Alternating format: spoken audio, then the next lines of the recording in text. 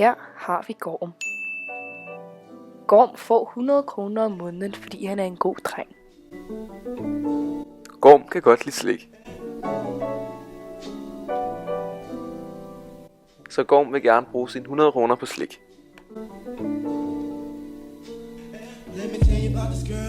Gorm skal tage bussen til slikbutikken.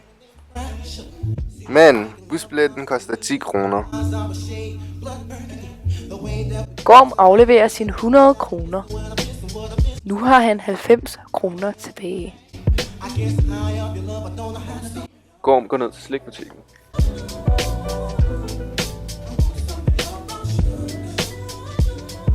Det her er normal funktionsforskrift.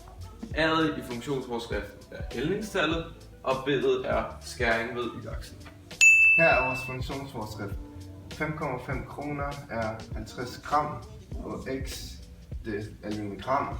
1x svarer til 50 gram, og de 10 kroner det er så busbilletten.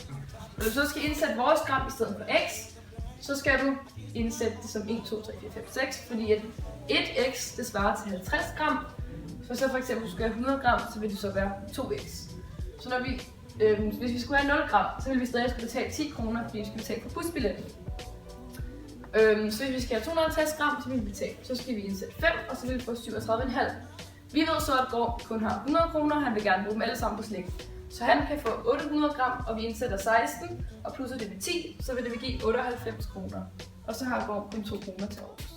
Nu har Gorm så brugt sine 100 kroner og købt sit slik. Tak fordi I så med.